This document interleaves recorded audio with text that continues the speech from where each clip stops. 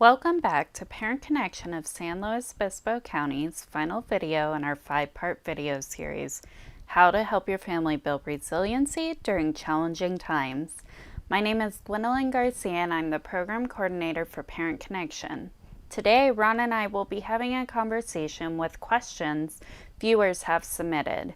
Ron, thank you for joining us. Thank you, Gwen, for having me. As a licensed marriage and family therapist working with the Parent Connection, it's always an honor to help you and the families that you serve here in the county. Well, thank you, Ron, for volunteering your time to just put this video series together and share your expertise with us. Question 1. I have anxiety and so does my child. I know it's important to co-regulate, but how do I do this if both our lids have flipped? That never happens, right? Particularly in this pandemic, where we both flip our lids. Yeah, well, flipping the lid is a way of describing how um, people will tend to overreact to a situation in an irrational or highly emotional way. So co-regulation then would be a way of looking at how can we help one another calm and soothe our nervous system so that we can think clearly and respond and not react to a situation.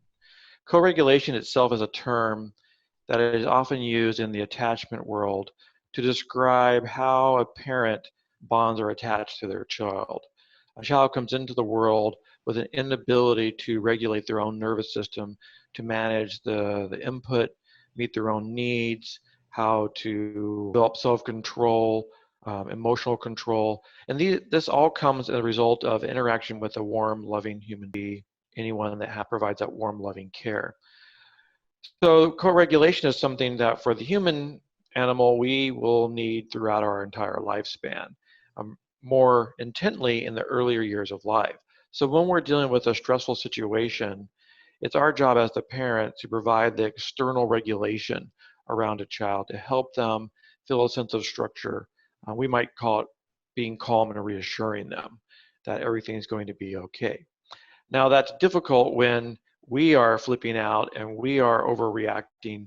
So, obviously, there needs to be some form of self regulation Mm-hmm. before co regulation can occur.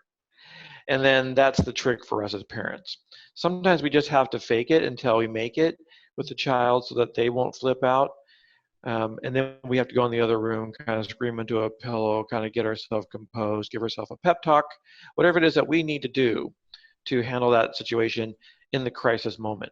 So we want parents to be able to put into practice some normal routine where they are taking care of themselves. Mm. As the old adage goes, you can't take care of someone else if you don't take care of yourself. Or the flight instructors on the plane Mm-hmm. who will say, put the mask on your own face if we're in a crisis before you try to put it on somebody else's. Because if you pass out, you can't help anybody. So if you flip out, you can't help anybody either. So do your best in the tough situations when you're flipping out, but really try to help yourself have a routine of self-regulation through self-care. How do you find the time to Hmm. do self-care when your children are with you all the time? Yeah, yeah. Well, and we want to normalize that. We are dealing with a pandemic. We are trying to work from home. We're trying to take care of children. We're all becoming elementary or high school teachers overnight. Mm-hmm. So, plus we're dealing with our own health issues and relationship issues. And so there are a lot of things that are going to be real everyday stressors that we want to validate. Okay. And because we're validating them as normal, then we have to have some flexible thinking. You Mm-hmm. can't just assume that you're going to have the same level of productivity as when you go to the office to work at home. And your children are not going to respond in the same way being at home than they are when they are at school. So because of that, you have to have be a little more adaptive. You have to be Mm-hmm. a little more flexible in your thinking. You have to have some grace for your situation. Ideally, what you have to do is say, if I don't get everything done today, that's going to be okay. Ron, you're so right. Flexibility and grace has helped me stay sane through this time with my own children home all the time. This next question was submitted a few different times. Is this anxiety and stress we are feeling that is specific to COVID-19 here to stay forever? You're going to hope I say no, because no one wants to continue living like this indefinitely. And in fact, there's no way that our nervous systems could handle it. If we tried to do that, we would exceed our capacity to the point that we would just all reach a breaking point and we wouldn't be able to function. So definitely a new normal will develop. What that will look like exactly, we don't know. Will kids be home all the time, part-time? Will we continue to be remote workers? We don't know. Mm-hmm. But what we do know is that we will achieve a new normal. In every generation, um, in every development throughout our lifespan and through our country, through our history, we have constantly been in a place of change. Change is actually very normal. This is a very scary one, but we have had scary things like this occur in our lifetime before. Different, but difficult, challenging circumstances. And because of that fact, we know that we are highly adaptive creatures. We will find a new way to regulate.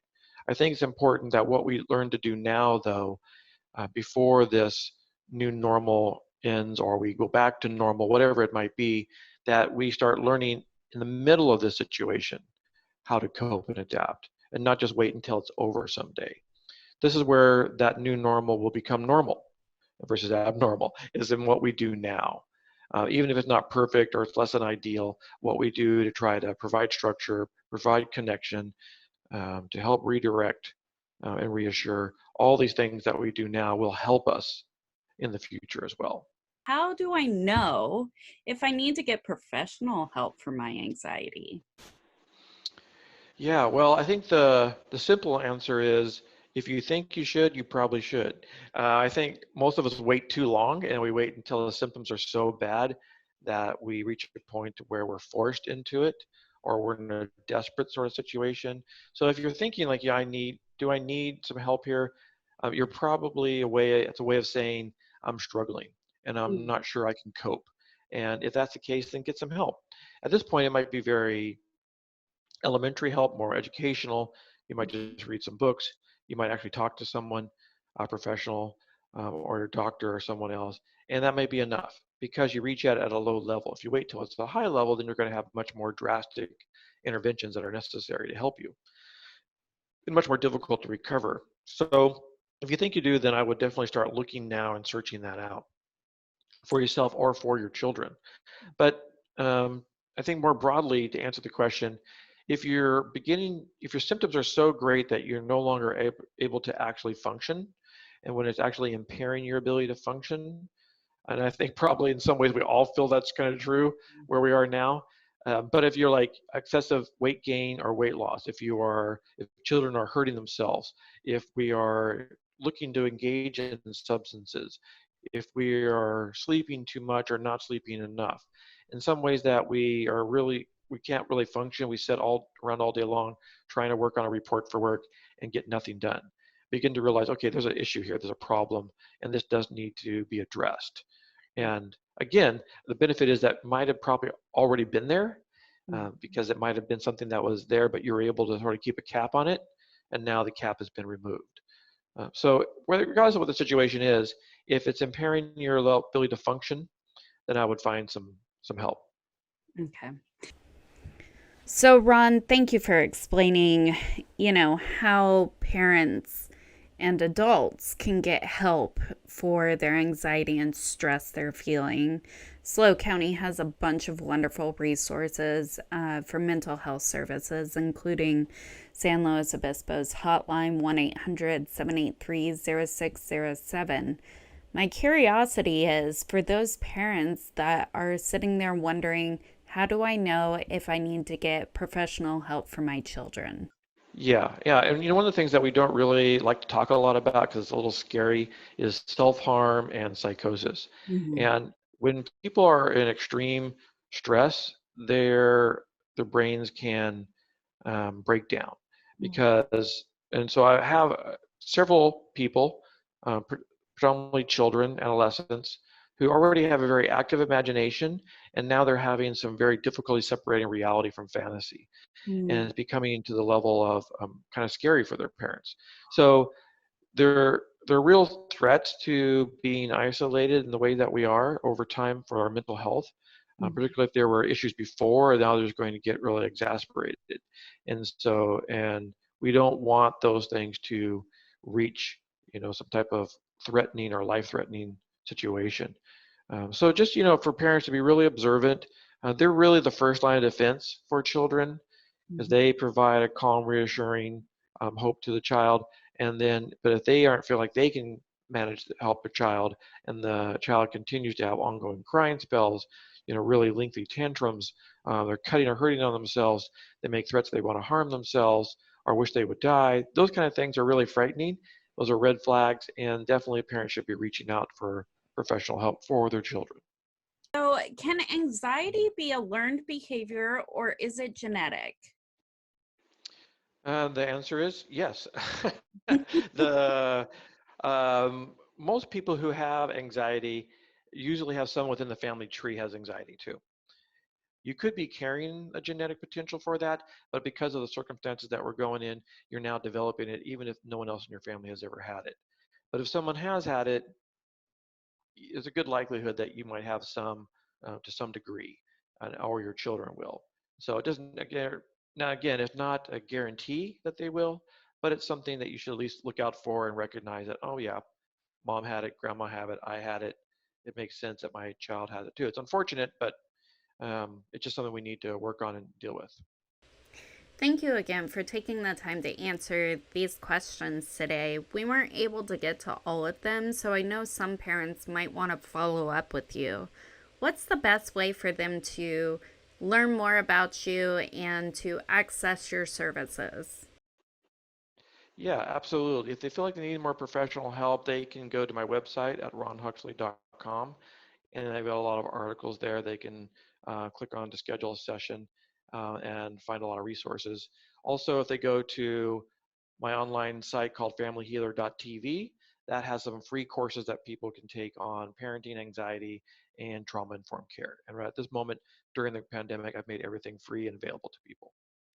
That is incredibly generous and a great resource for families. Parent Connection offers free parent coaching to all San Luis Obispo County families.